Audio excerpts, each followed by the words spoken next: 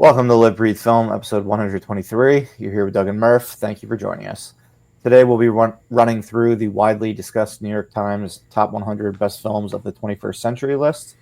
We'll also be discussing how our summer box office pool is looking at the midpoint of summer, as we now have both May and June in the bag.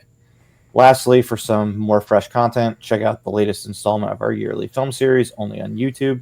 We're covering 2023 and some films that Doug, our former co-founder, host Corey, and myself were fans of that we didn't talk too much about on the podcast previously. Corey's fiance, Kate, is joining us once again in Corey's absence and running through a bunch of her favorites from 2023 as well. We hope you'll check these films out after watching us talk about them. And as always, a friendly reminder before we begin, if you haven't already done so, please subscribe to Live Breathe Film wherever you choose to listen to your favorite podcasts. We appreciate all your support. All right, so let's just dive into our feature presentation then. The New York Times top 100 list that they published has been pretty widely discussed. A lot of our non-cinephile, obsessed friends, family, coworkers, etc., have been reaching out to us about this list and talking to us. So we felt it was appropriate to discuss it on the podcast.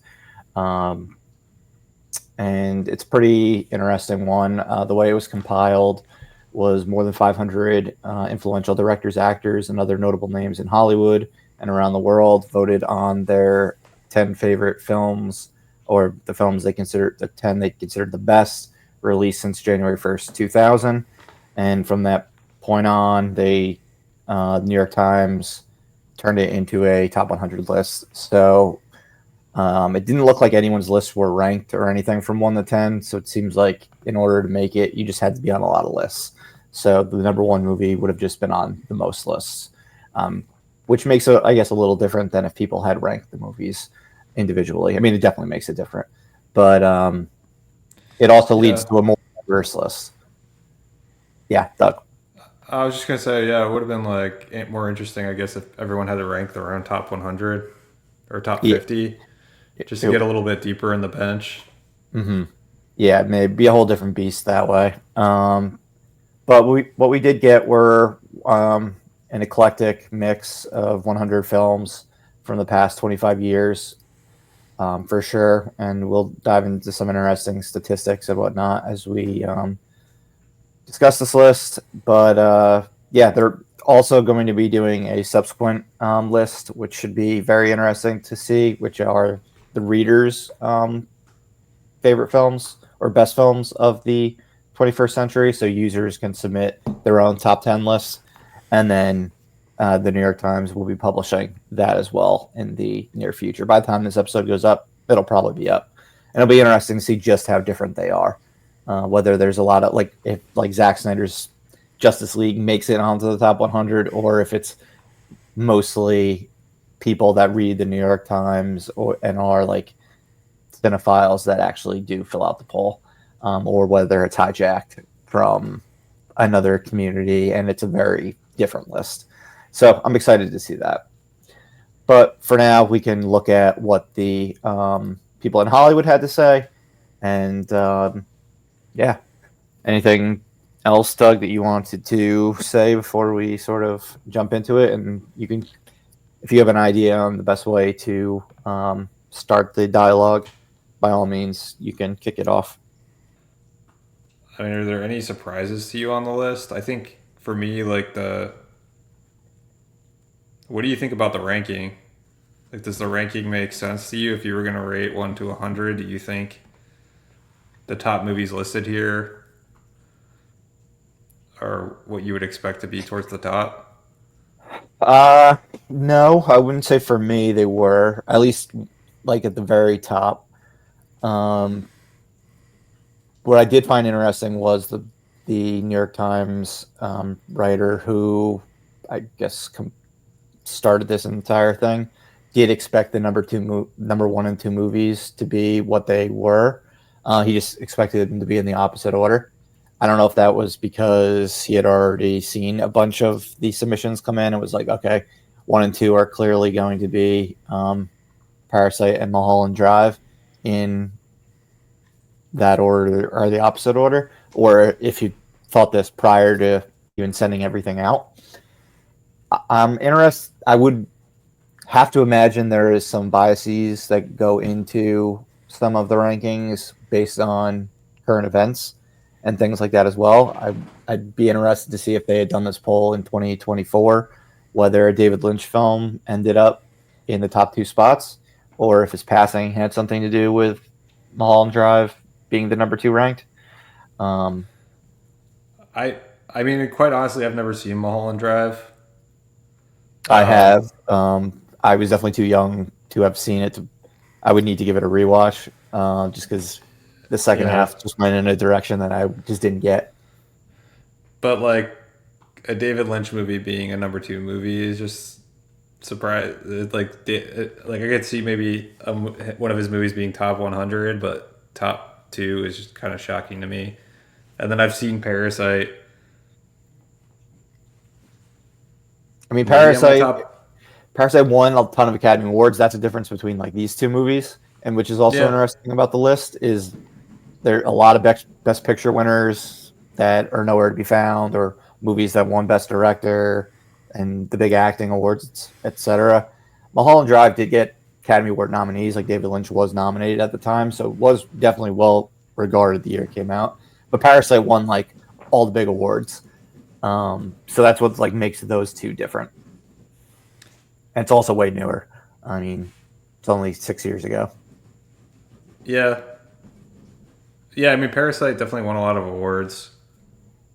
I don't know if I would have put it in I my think top it. 50. I think it's the timeliness still when it comes to Parasite. I mean, Yeah, we're still very much like it's still very much like damn the rich. Like everyone's still like mad about capitalism. I mean, the same people voting for this are the same people that went to Jeff Bezos' wedding. So I mean, they're complete hypocrites at the same time. But I can see again the timeliness being a reason for movies like Parasite being very high on the list. You've got a bunch of Holocaust or World War II adjacent movies in the top 20 with The Zone of Interest and Inglorious Bastards. Two completely different type of movies, but both dealing with Nazis.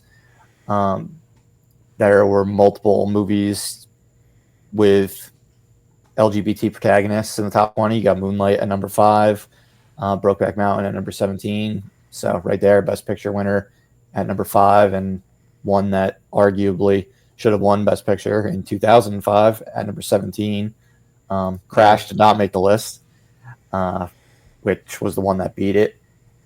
So yeah, it was very interesting. I thought more of the later parts of the list, where I feel like you saw more casual, like movies that are just movies, and that there's like no political agenda. Not that having characters that are LGBT is a political agenda or anything, but just like Pixar movies or just straight up comedies like Superbad, Bridesmaids. Lots of more popcorn movies are in later on in the list versus the top where it's more very artsy focused. Um, what was your question? Yeah. How did I even get to that ramble? Did I agree with the Uh, top of the list? Paris, was that it? You wouldn't have put yeah, I mean, Parasite towards the top, was it what you I don't think said? I would have put. Yeah, I mean, Parasite's probably not. I don't even know if Parasite would be on this list. Um, if it would be like towards the back Yes, half. it would probably be in my back half of the top 20 or the top 100. Um, I mean, I know obviously Social Network's very high for you, so it being top 10, Yes, I'm I did fill sure out a you would ballot. agree with. I did fill out a ballot of my own, and the social network was on it. So What I know I, you yeah, would have agreed with that. I thought about you when I saw that. I don't like that movie nearly as much as you do. Um, yeah, I filled out my own ballot, and two of the movies I filled out on it were on my of in the top 10 were on my top 10. Um, you can probably guess what the other one was um, based on me talking about it. yeah, let me. There will be blood. And Get out. yes, Get Out. Those would have been the That two. I was thought high you up. really It liked was There high Will up. Be Blood. I think Get Out was. I had number 2 on my favorites of the 2010s when I had done that back in the beginning of 2020 or the end of 2019. There Will Be Blood. I've only seen it once. I definitely need to see it again. It's not one of the PTA movies that I've seen a million of times, like Boogie Nights or Punch Drunk Love or his earlier ones, Magnolia. But yes, I do really enjoy There Will Be Blood as well. And that it was cool actually seeing, and I wasn't too surprised about this, that and No Country for Old Men both made the top 10 because those were like the two heavy hitters of 2007. And it was like, all right, which one is going to win the awards? And Yeah, I remember that. okay, yeah. And No Country for Old Men was the one that won Best Picture and Best Director. Um, and then on this list, There Will Be Blood ended up topping it by what, 4 spots, 3 spots. They were at number 3 and 6 respectively. So I thought that was interesting.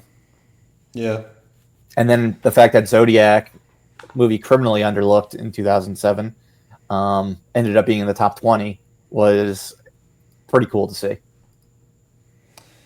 Yeah, top 20. I mean, the next 10, I agree. I like Mad Max Fury Road. I was happy to see. That was a good movie. I think That's deserved to be on the top 100. Yeah, that's the first time you get like real mainstream, just an action flick. Um, my, I mean, Inglorious Bastards is the top Tarantino movie for this list, so I was happy that made it to the top 20, and that's Yeah, the first time Tarantino appears. yeah, and I think he had 3 appearances on the list. That Once Upon a Time in Hollywood and Kill Bill Volume 1 all made the list. And then Wolf of Wall Street, I was happy to see in the top 20. I thought I don't know if I would have made that the top Scorsese movie though. I was surprised to only see 2 Marty movies in the top 100. This That and The Departed. This and The Departed were the 2 that made it. I thought there would be more. I wouldn't have been like shocked if Killers of the Flower Moon was on there. I wish Killers of the Flower Moon was on there, but critics don't like that movie, and audiences are split. So I get it. Or critics liked it more, I guess, more than Hollywood did because it made a lot of like the top film of the year lists in 2023, but just didn't win the awards. It got nominated for a ton, Yeah. and the people voting weren't critics, so I guess that kind of checks out. I think Departed is better than Wolf of Wall Street, but again, surprised that only 2 were on the list. Yeah, I would agree with that. Alfonso Cuarón is on there like a shit 4 ton. times. Yeah, It's crazy. I haven't seen a lot of these movies. Like Roma didn't really interest me. Um, what else was up there earlier? Children of Men, real high on the list, deservedly. Great movie. Gravity was on the list, E2, and E2 E2, Mama Mama. Tambien. Yeah, I didn't see that one either. I saw Gravity, which was E2 fine. is the only one I haven't seen of the 4. I have to see that at some point. I guess I should like how many of the did you do the count up the movies? How many you saw? No, no. Okay, it has a cool little feature where you can check off if you saw it or if you want to add it to like your like want to see list. I didn't do the want to see list yet, but I did the movies that I saw. I saw 76 of the 100. Okay. My guess is I definitely have seen So more there's a than large that. chunk I haven't seen. And yeah, there's going to be a large chunk for you as well. But yes, I imagine you've seen half. Did you notice that you saw more towards the top of the list or more in the back, like towards the back half? I think it's probably more as it keeps going back. Okay. I definitely thought it was more consistent for me. Like in the top 20, I was like, all right, I saw nearly every single one of these. There were a lot of foreign language films in the like later in the 50 to 100 range. Some, I not gonna lie, never even heard of them. Yeah, So that was the area where I was the weakest at seeing them. And not that I don't see foreign language films or anything. Like Anatomy of a Fall is pretty high on the list, and I saw that. Yeah, there's number 26. Um, Zone of Interest was number 12, but I felt meant like there was more of the some. older films, I guess, in the 2000s. It felt like there was some recency bias where like some movies that came out more recently and were like awards contenders seemed to get like on the list more so than things that had come out earlier. Yes, nothing from 2024 made the list, did it? Like I was expecting Anora to be on there. Florida Project was on there. Anora wasn't. That's From true. From Sean Baker. So I don't think anything from 24 made it, but Twenty three had there was a a bunch from decent, 23 because I mean Anatomy of a Fall and Zone of Interest were both 23. and wasn't was Tar 23? Tar was 22, I want to say. Yeah, it's 22. Maybe I saw it in 23. Probably. But yeah, there were a good amount of movies from the 2020s on the list. And yeah, Yeah, I guess Get Out would be the first like genre blockbuster type movie on the list, the highest one, right? Actually, number 8. Yeah, I would definitely consider that the first like mainstream movie. yeah, I think that's right. Um, Before Mad Max, so shortly before Mad Max. But yeah, anything else about movies 11 through 20? Should we say 1 to 10 real quick? No, not talk about them, but just say it since for anyone listening who hasn't seen the list. Yeah, we can. You can say 1 through 10. All right. So 1 to 10 in descending order from 1 to 10 were Parasite, Mulholland Drive, There Will Be Blood, In the Mood for Love, Moonlight, No Country for Old Men, Eternal Sunshine of the Spotless Mind, Get Out, Spirited Away, The Social Network. So 2 films on that I did not see. I did not see number 4 or number 9. So number 4 was the highest on the list that I did not see, and I'll be honest, I've never heard of In the Mood for Love until this week I've or never this heard of it past week. either. Yeah, Okay, that so one's a new one for me. glad to hear I'm not Uh, alone. um, I mean, we got to talk about what's missing from this list. Sure. I think we. I mean, I think. Yeah, we're just gonna run around. We're just free flowing conversation. Go for it. Yeah, I mean, I think it's. I think it's notable that to me there's some like big animation omissions. Okay. Um, Toy Story didn't get any love. Yeah, Toy Story 3 would have been the only one that could have. I wouldn't expect 4 to make it, and 1 and 2 were in the 20th century. So I was a little surprised Toy Story 3 didn't make it. The 3 movies Pixar made right before that all made the list: Ratatouille, Wally, and Up. But yeah, Toy Story 3 didn't make it. That was a little surprising. I think if Toy Story Wally, 4 wasn't made, Toy Story 3 would have been on the list. maybe. I think Toy Story 3 deserves it over Wally. I mean, Wally's such like a meh movie. And I think that was the highest of all of them. But it was their most ambitious, so it doesn't surprise me. Wally was number 34.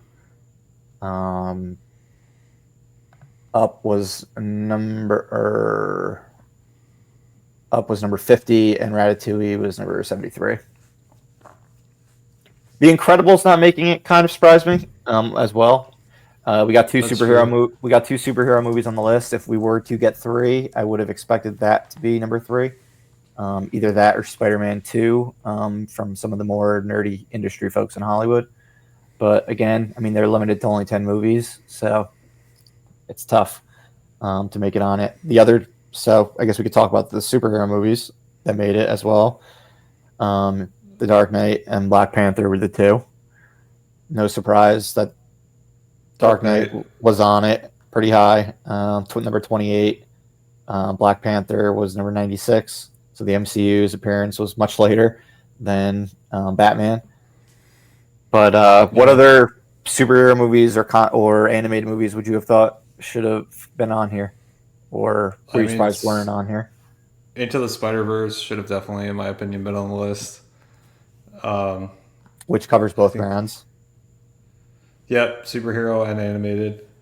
I mean, Um, and there were anime. I mean, Spirited Away was in the top 10, but yeah, you got nothing traditionally animated from like Disney and no visually exciting stuff that came out like Spider Verse. It was really Hideo Miyazaki films at Pixar, from what it seemed like. I think I mean going into the superheroes, I probably would have put in like an Infinity War Endgame on there. I get like it's not going to be someone's top 10, but I've like heard someone say Endgame should have been on there. but to represent the like 100 movies of this of the 21st century, it does feel like there should be some. I mean, that my personal opinion is I would have put that higher than Black Panther, but I understand why Black Panther I understand why Black Panther made it as well. made it, but it would have And never made Black it into my Panther was personal a Best list. Picture nominee and everything like that. There wasn't. This is. I never thought about this until now. There wasn't one film series with two films on the list. Correct in the series. I mean, there were sequels, but like there was only one Lord of the Rings. Fellowship of the Ring made it. Dark Knight made it. Before Sunset made it, but not before midnight. Kill Bill Volume One, Oh, but Bill. not Volume Two. Yep. Good call. Mad Max Fury Road. Mm-hmm. Uh, were those all the Trying to movies flip that were through part of quick. series? Ocean's Um, 11. Oceans. Yep. Ocean's 11. Gladiator 1, not 2. That doesn't count. There No, was no no there surprise. was no sequel. No surprise there. Anchorman 1, not Anchorman Yeah, 2. Um, that might be it. yeah, I think you start from the top, I start from the bottom. If that's the Yeah, case, then that's it. So there was what, 6 or 7 that yeah, and you're fall right. into that category. They, I wonder if there was a one and a two if they like counted the vote towards the series. My guess is they didn't. Okay. Um, I think they would have included them because I mean you have so many from the same directors and things like that. Like I think they've and in order to fill out the poll online, like you have to put in the exact movie, like you select it from a list. Um, so that people were definitely picking the exact movie that they wanted. Yeah. I mean, had this been if it included movies from the 1990s, I meant Before Sunrise. I would imagine Before Sunrise and Before Sunset would have made it in that series. Um, Toy Story probably would have had at least one entry on there. Again, Toy Story 3 wasn't on here, so there's really no point in talking about it. Um, with Mad Max, the only two eligible ones this time were the Furiosa and Fury Road. So no surprise that Fury Road was the only one to make it. Mm-hmm. Um, but yeah, that was a little interesting thing that I hadn't thought about till now. I'll run through 11 through 20 real quick, since we're just going back and forth. But so for 11 and moving down, we've got Mad Max Fury Road, The Zone of Interest, Children of Men, Inglorious Bastards, City of God, Crouching Tiger, Hidden Dragon, Brokeback Mountain, E2 Mama Tambien, Zodiac, and The Wolf of Wall Street. Uh, Two times on the list, I saw directors have back-to-back movies. I don't know if you caught that, but No. here we had Crouching Tiger, Hidden Dragon, and Brokeback Mountain back-to-back for Ang Lee. And then numbers 21 through 30 immediately kick off with two Wes Anderson movies, with The Royal Tenenbaums and The Grand Budapest Hotel. I thought those were pretty crazy odds to just both of them have two movies on here, and both of them end up with their movies back to back. I just thought that was an interesting little fact about the list. Yeah. Um. Any, No. yeah, I was just gonna say no DC representation. Dark Knight. Oh, that's true. No Man of Steel. No Man of Steel. No. Five The Nolan. Flash. Five Nolan films. He holds the record on the list solely. So I think that's something we can dive into. Yeah. Um, Any? I have a gripe about the five Nolans. well, let's talk about it. We got Dark Knight at number 28. Hmm. We've got um, Inception at 55. We've got Memento at 62. Oppenheimer at 65. And Interstellar at 89. You're great. Let's hear. My I'm gripe. gonna. All right. Can I just say I was delighted to see Dunkirk did not make the list, and that I was genuinely surprised about. I thought if you're gonna have five Nolan movies on a list, Dunkirk was gonna be among them. So I was pretty happy to see that didn't actually make it.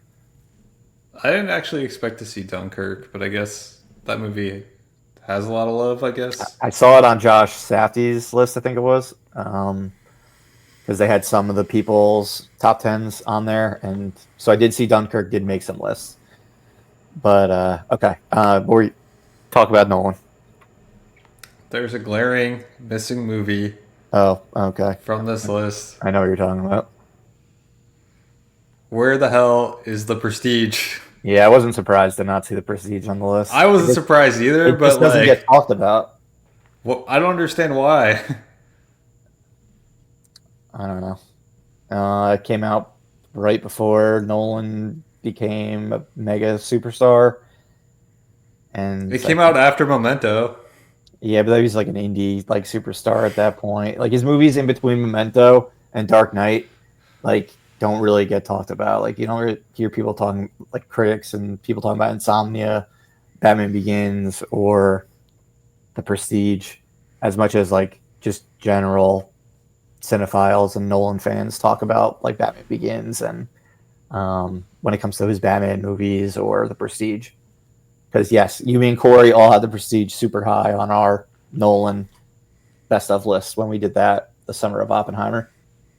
Yeah, I mean, I wasn't surprised. I was just annoyed that the movie continues to get overlooked. I mean, Yeah, great cast. I mean, the cast is stacked. Great story. you think it makes an I audience really top 100? no, Okay, because I don't think anyone like really pays attention to the Prestige, but it should. it is Um, very difficult, by the way, to fill out a top 10 list because I'm sure it is. like you don't want to fill out just the same like people over and over again. Like so when I did it, I forced myself to do only one film by each director. So it's not just like overrun by Nolan, Fincher, like Tarantino movies and um, things like that. Yeah, I don't know. I just it would have been nice if I was surprised to see the Prestige on this list. I think it's. Sorry about that. You're fine. I just I said it for I really PM still instead of AM. I just think the that movie does a way better if that stupid illusionist movie didn't come out that year at the same time. I mean, it opened like right after The Departed, which did it no favors as far as like getting adult audiences to see a movie. Granted, adult audiences saw movies more in general back in 2006, so yeah, maybe The Illusionist probably did hurt it. Um, I think it did because people were if like, you "Which drop magician movie am I gonna see?" if Prestige came out after Dark Knight, Prestige makes a lot more money, But in my like, yeah, opinion. yeah. I mean, because Christian Bale is more of a name at that point, and Yeah, I mean, you even everyone have loves Hugh 3 more Jackman. years of Hugh Jackman, or 4 more years of Hugh Jackman if it comes out in 2010 versus 2006. Um, it definitely performs much better.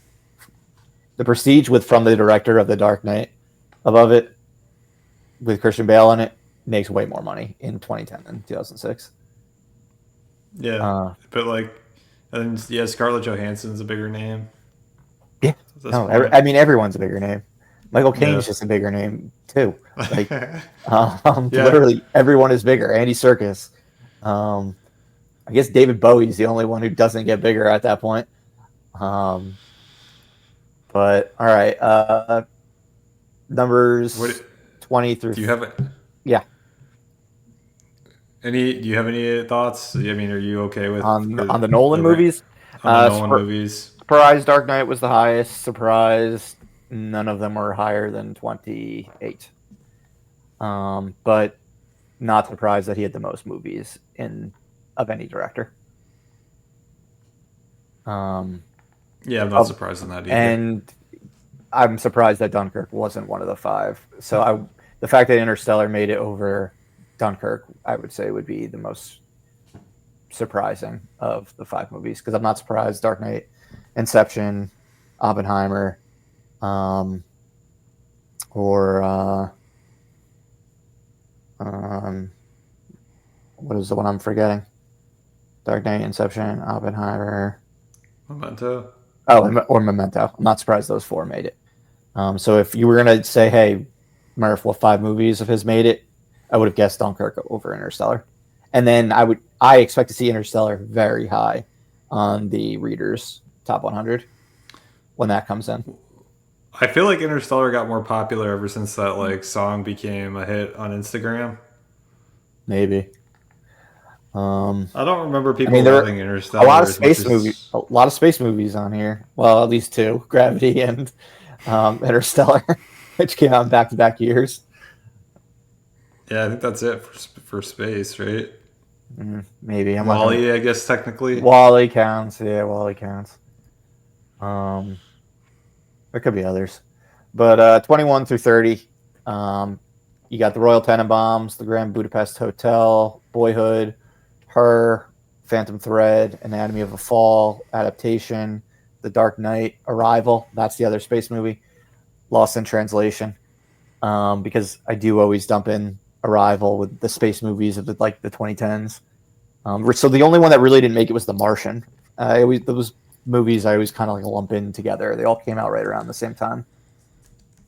I was a little bit surprised that this is the only Denis Villeneuve movie that made it. Right? It was Yeah, Arrival. it was Arrival. What would you have thought would have made it? I would have thought Um, Blade Runner would have made it over Dune. yeah, probably Blade Runner or Dune. I've heard good things about Prisoners. I just don't think I've seen it, and I haven't heard it It's be good, but good enough to be a I would have top been very 100. I would have been very surprised if it made the top 100. Um, but Arrival just doesn't. I don't know. Arrival is a little surprising to me Yeah, that made it over every other Denis Villeneuve movie. true. Lost in Translation, I guess is well. We have got two female filmmakers in this portion of the list. So I guess Justine Triet as the highest ranked directed film by a female with Anatomy of a Fall at 26, followed by Sofia Coppola with Lost in Translation at 30. I believe there are 11 movies of the 100 directed by females. Um,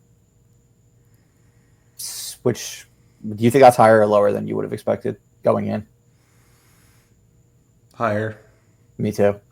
There's not a Um, ton of female directors. I think you'd see a lot more 25 years from now.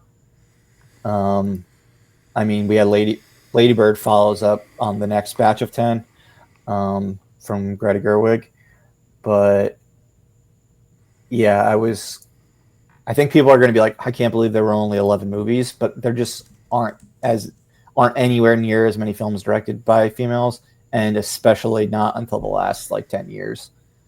Um, like Sophia Coppola was like the first one I really remember like being a big deal in the 2000s, or Yeah. 1999 with Virgin Suicides. But yeah, I thought that was an interesting stat. Um, so Wes Anderson, like we said, he's got his two movies on the list. I wasn't surprised by the two that made it, just like I wasn't surprised by Ang Lee's two that made it. Richard Linklater, his first of two, made it here with Boyhood and before Sunset later on. I was surprised to see Birdman not on the list. shows that Boyhood should have won Best Picture in 2014. Both Birdman and The Revenant, which won Alejandro Gonzalez Iñárritu two back-to-back Best Director Academy Awards and a Best Picture Academy Award. Neither of those movies are on the list. So that I thought was kind of surprising. Yeah. And it seemed they clearly, like, the ambition of Boyhood clearly was respected. I feel like ambitious movies got a lot of respect on this list for the most part. Anything else to note among those movies? I guess we could eventually talk PTA later, but Not about those movies, but just probably a bigger critique I have, even more so than the animation, is the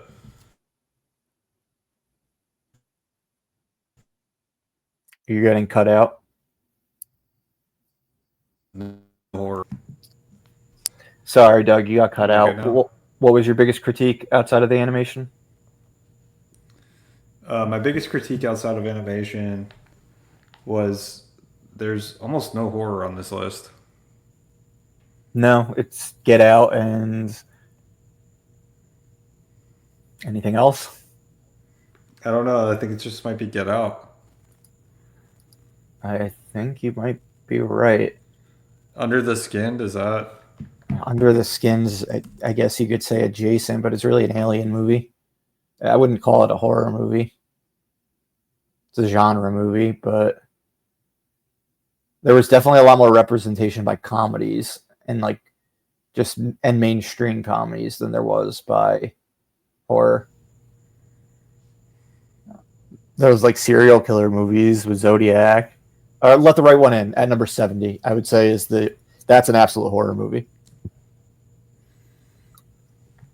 But Okay, I haven't seen that one. Black Swan, you could call that horror. Just an Aronofsky movie. Yeah. Which I was surprised that made it over Requiem. Well, Requiem's 2000. Yeah, that's surprising. I guess people just preferred Black Swan as a movie over the sheer audacity of Requiem, which honestly, for a list like this, I would have expected Requiem. Good. That's a good call out. Was it? It wasn't. Yeah, 2000. 2000. Yeah. Yeah, that is very surprising for him to have one and it not be Requiem. Good shout out. Some of these films may be horror also that I haven't seen that I'm just not familiar with. But yes, it's very limited on horror. Which, I mean, is consistent with how critics typically are not. Horror doesn't typically go very far when it comes to like awards and things like that. Yeah. All right. Well, this was what surprised me because we talked comedies. So I want to go through 31 through 40, and then you can tell me what I probably find the most surprising. Since I just mentioned comedies, we've got The Departed, Bridesmaids, A Separation, Wall-E, A Prophet, A Serious Man, Call Me by Your Name, Portrait of a Lady on Fire, Lady Bird, and Yi Yi. What do you think was I found the most surprising about this and why? Probably how high Bridesmaids is on the list. That would be correct. It is the closest thing we have to a defining template of 2000s comedies. I did not expect to see it the highest on here. Not shocked that it made the top 100, but surprised that it's higher than. I would have liked to see like Superbad, Superbad, and Anchorman, the movies that were like more of the pioneers. And I thought it was just interesting that the female-fronted, R-rated, raunchy comedy is the one that makes it. Like, did the other ones get diluted because there's so many of them? I don't know. I would have loved to see Superbad. much higher than where it wound up on this list, to be honest. Yeah, 100. Um, Yeah, I'm, I, I'm happy to see it make the list, but yes, it is about it. It is as low as you can go. yeah. Which I don't think it deserves that because that's.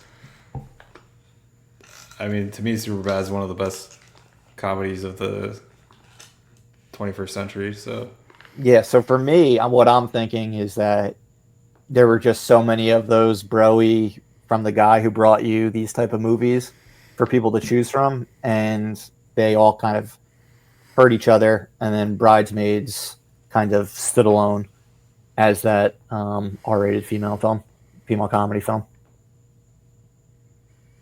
But to make it all the way to 32, pretty damn impressive. yeah, really impressive. Anything else among this batch that that makes you think of something else to discuss? The Coens had 4 movies on the list. So they were one of the directors with 4. Yeah, I think there were 3. The Coens, Quaron, and PTA. They each had 4 apiece.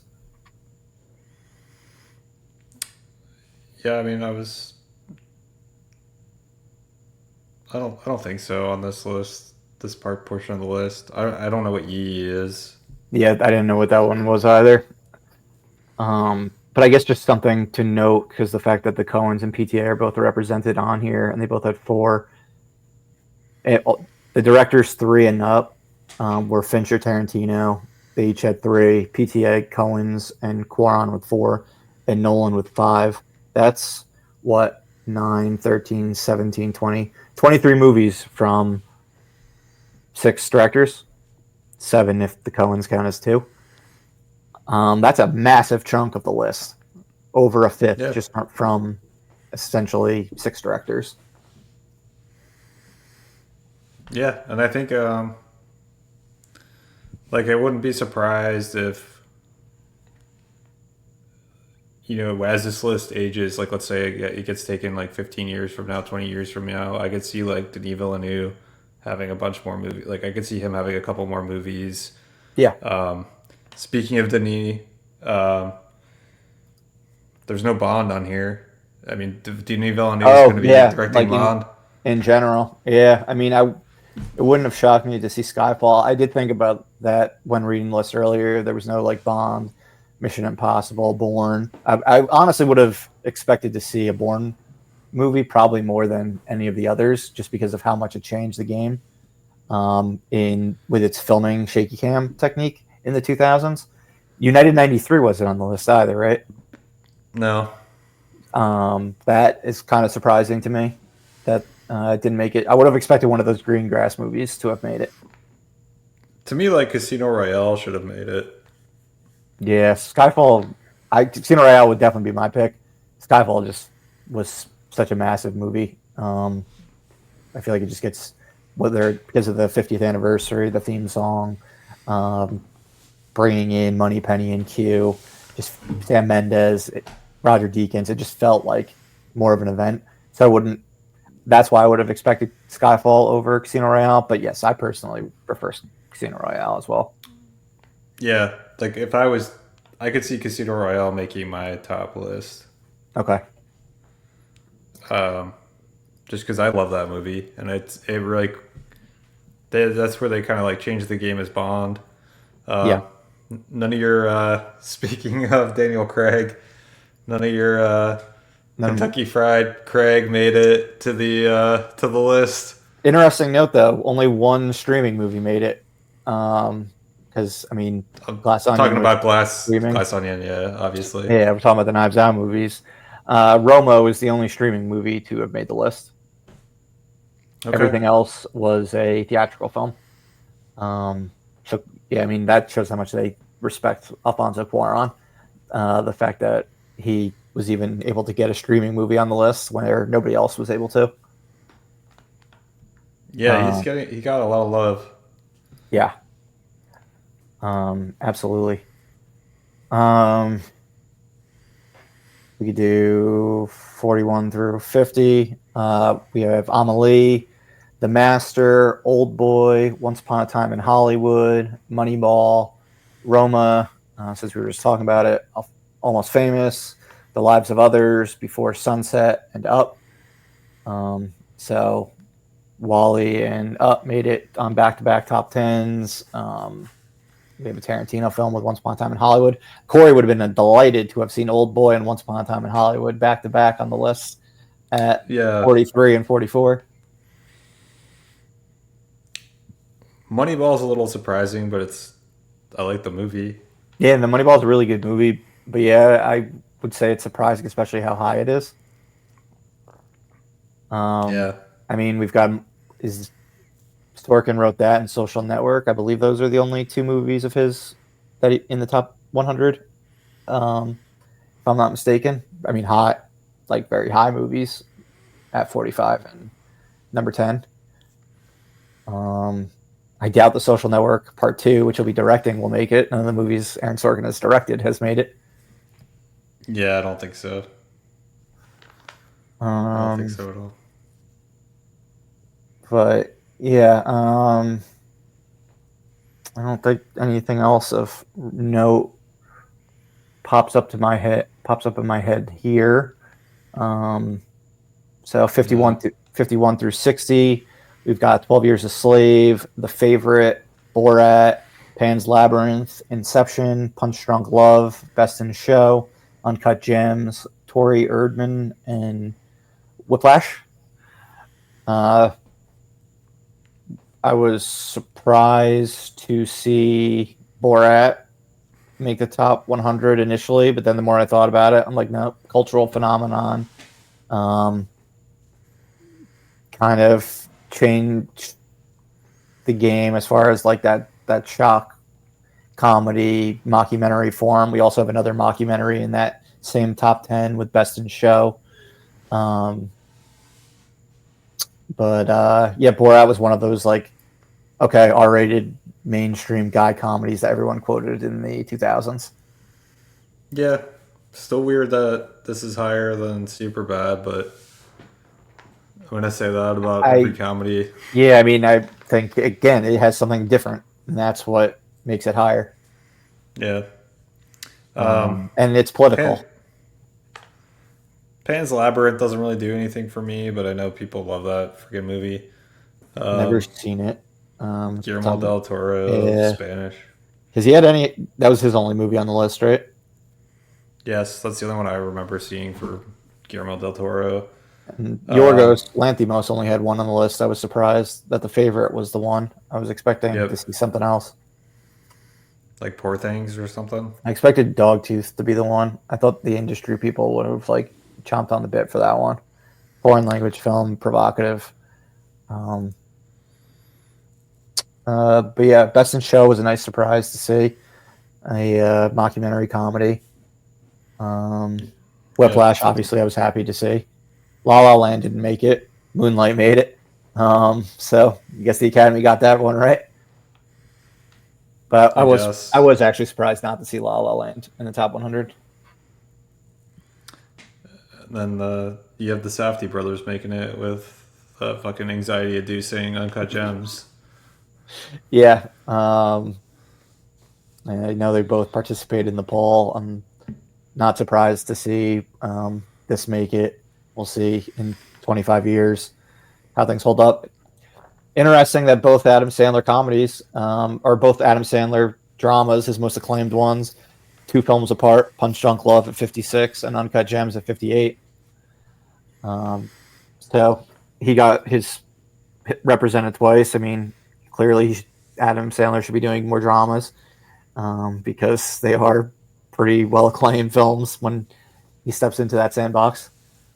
Yeah, that's crazy that he's on the list twice. Right? Makes sense Uh, though. yeah. All right. We both had two of our probably. I'm guessing two movies that were in each of our respective top tens, or would be if you would fill out if you fill out a list. Inception would be in yours. Whiplash would be in mine. Or Maybe. okay, you're not positive about Inception. No, just because like there's too much Nolan. That's the thing. It's difficult. Like I would It need would to be fill out hard. a I would need a straight up a top 100 list in order to properly like feel like I can include a bunch of Nolan movies. Yeah, there's stuff I could definitely take out, but man, yeah, it's tough. Yeah.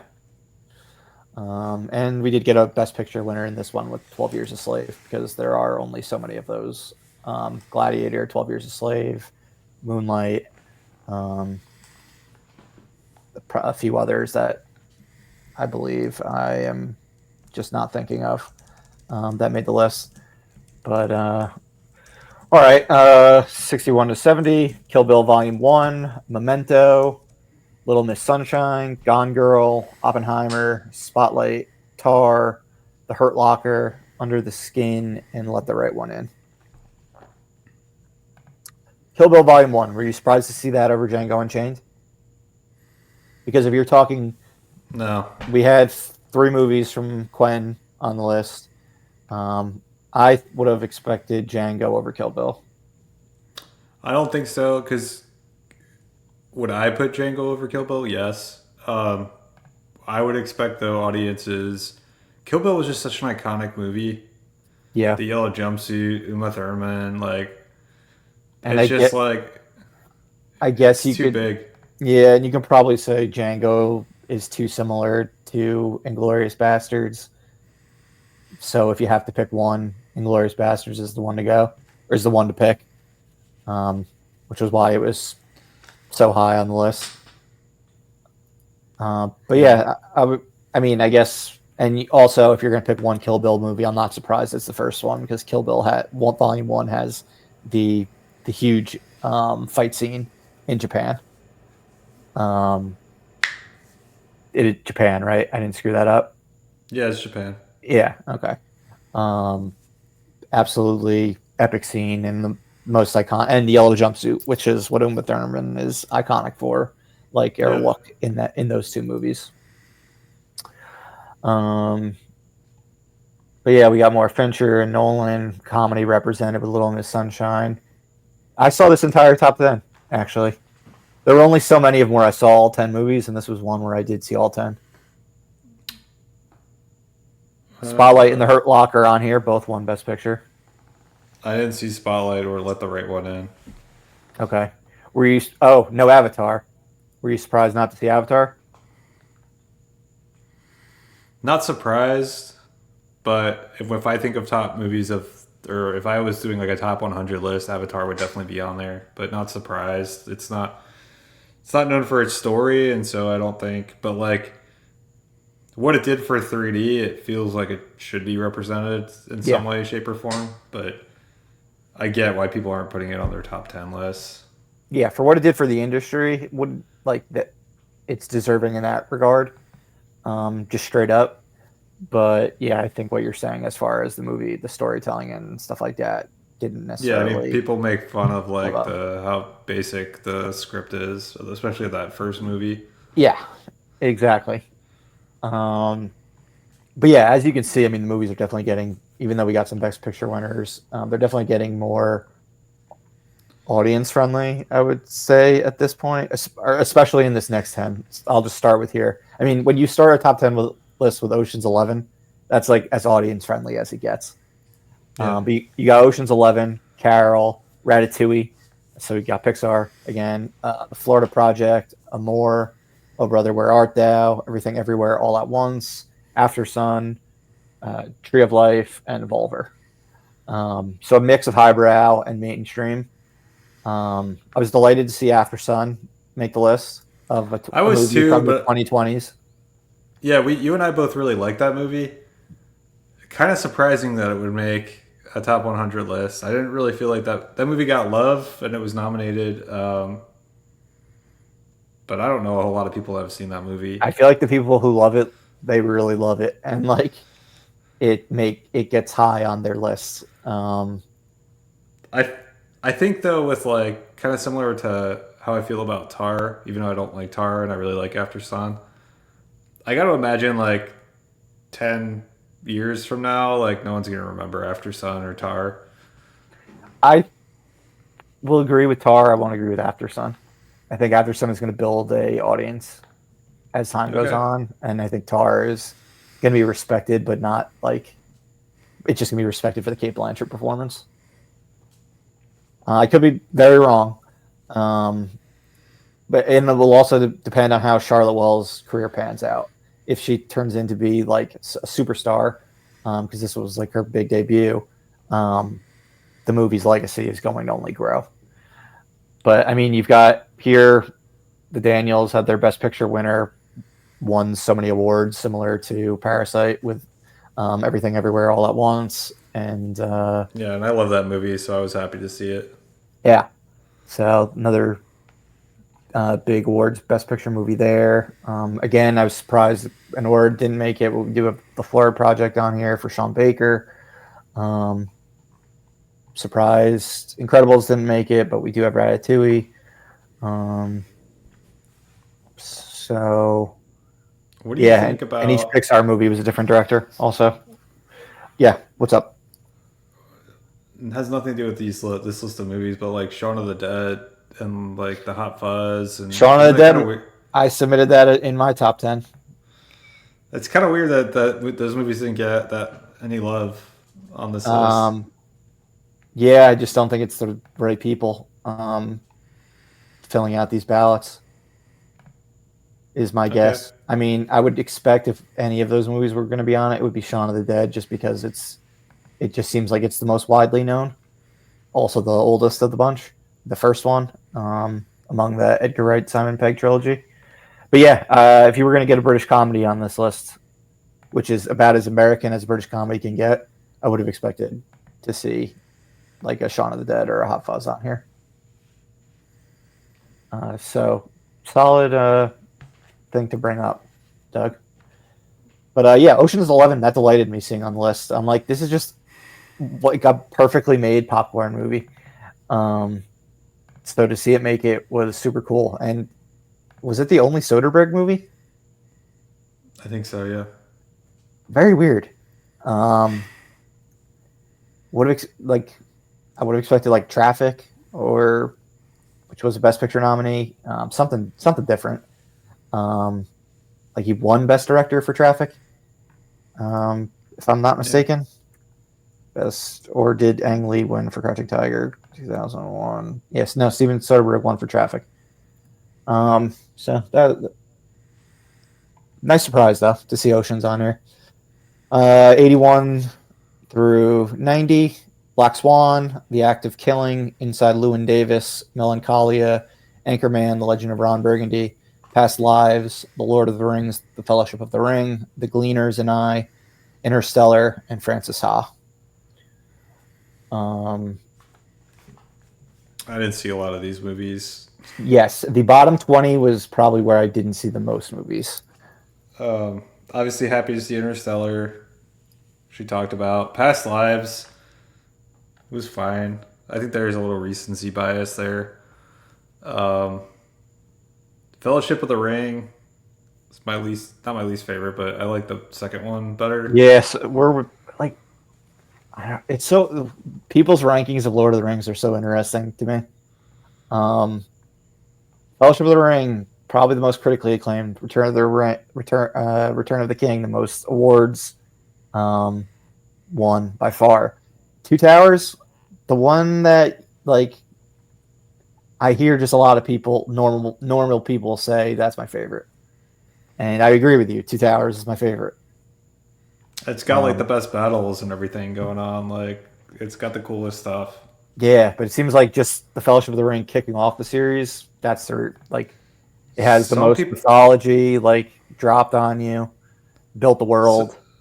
some people just like hanging out at the Shire with the hobbits, and Yeah, like totally. they're like that's my movie right there, and it's like I don't know. I'd rather see like those epic battles and the lighting of like the beacons and all that.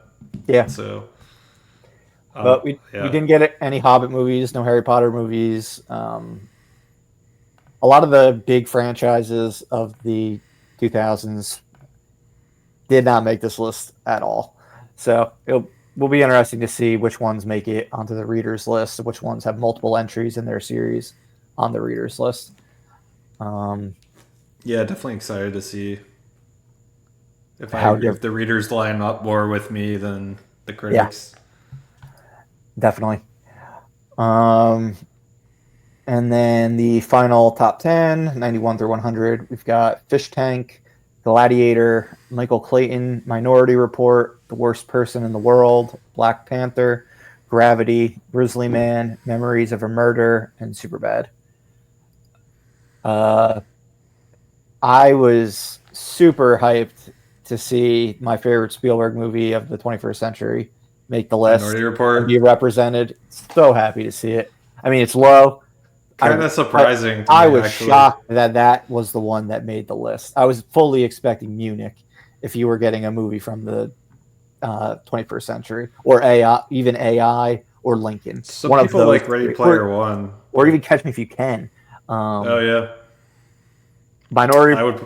delighted to see Minority Report on here because I that's like would in put my Catch. top five for Spielberg all time. Um, Yeah, I don't feel the same way about that movie as you do. I would yeah, much prefer Catch Me If You Can. Catch Me If You Can, fantastic movie. I mean, can't argue with it. It's in my top 10 Spielberg movies. They're probably back to back. That just his 2002 crop was just incredible. But yeah, kind of surprised that that's in there.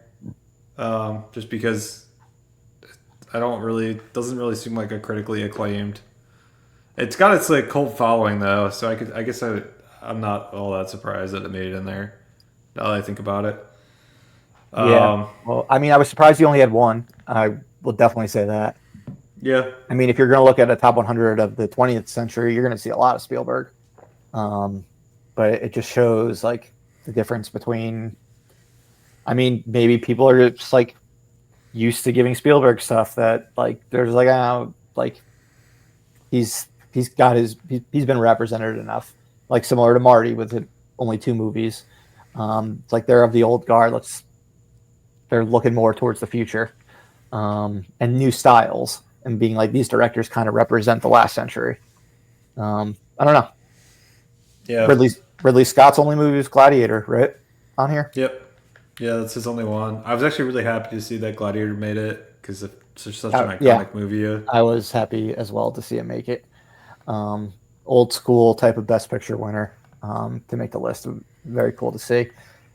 I just noticed that Bong Joon Ho nearly was number 1 and 100 Uh, with Parasite and Memories of a Murder. He was 1 in 99. That would have been a crazy bookend. And we know like Hollywood loves a bookend uh, based on the studio, but just missed that on that. um, so other going back to horror real quick. Yeah, No Robert Eggers, no Ari Aster. Not I guess super surprising, but of the horror fans, yeah. Those two and Peel are like the big three of the last like decade so far for, and yeah, Peel was the only one, and Peel only got one. I mean, honestly, I'm kind of surprised. It wouldn't have shocked me to see Us have made the list. Nope would have shocked me, but Us wouldn't have shocked me.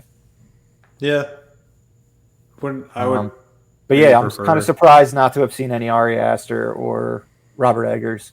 I mean, we got some Safdie brothers, which obviously not horror, but kind of represent that new school style of filmmaking. That Ari Aster and um, Robert Eggers fall into as well.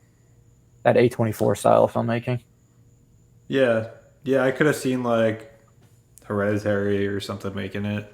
Yeah, no, no, I guess Uh, there weren't really that many like A24 movies to begin with, even on this list. yeah, Everything Everywhere.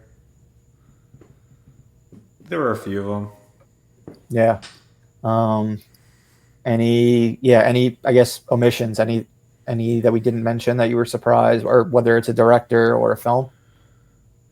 Yeah, so Logan's interesting to me. I'm not surprised it didn't make it, but that was a I enjoyed that movie. a If decent Deadpool amount. and Wolverine doesn't come out, maybe it would have probably had a better shot. um, I mean, I really like, but I'm not surprised it didn't make it. I really like Edge of Tomorrow, Yeah, but obviously that's more like actiony, and it's just not as iconic as like a Gladiator. Um, and no Spike Lee movies. A little surprising. No Danny Boyle movies was a little surprising. Um, I know I'm not mentioning specific films, but just like the fact that these directors didn't make an appearance um, surprised me. yeah. Um, But yeah, I I mean, think there's and I was gonna just say, like, overall, what did you think of it? Were you like appalled? Like, I mean, a lot of times there's lists and people are just like, "Oh, this is just like blasphemy." Like no. I respected the list. I'm like, It was I decent. I think. Go ahead. no, like there weren't anything where I was just like, this is completely ridiculous that this is like on here, or anything that I thought was completely ridiculous like that wasn't on there. Some surprises, absolutely, but nothing. Even as like where things ranked, I wasn't like, again, there's 24 movies on the list that I did not see, so maybe I would if I be a little like shocked at some of those movies had I seen them. But from where I stand, not that crazy. Um, Phantom Thread was pretty high. That was probably one that I saw that I was like, okay, I'm surprised that they made it this high onto the list. But yeah, overall, I don't have much to complain about. Even if I don't like love the movie, I'm not surprised it made it, which could Yeah. because of how much acclaim these movies have gotten over the past 25 years or whenever they came out. But No, overall, it was a fun list, and I'm kind of glad. I'm glad they put it out because it got a lot of people talking yeah, got people talking about about film, movies. which we love to see. So So, yeah, and I'm excited to see the reader list and see the comparisons between them. That should be pretty fascinating. I have to imagine, but yeah, I mean, fill out your top 10, Doug. You still got another day to do it. Um, sweet. ends Yeah, midnight tomorrow. Obviously, for anyone listening, it'll be long past that, but um, you still got a shot. sweet. Yeah, I'll definitely do that. All right. And then you cool the top box office real quick. Yeah, tell me about the box office. All right. So our box office pool through Sunday, June 29th, is a solid 15 million dollar gap between you and myself. Doug, you've got 706 million. I have 691 million. Um, so we are pretty close right now. After since we've last talked, I think. I mean, at least Leo F1 have come out. Megan 2.0, 28 years later. How to Train Your Dragon came out. I think those are all the new ones since, and Ballerina might be new since our last episode, if I remember correctly.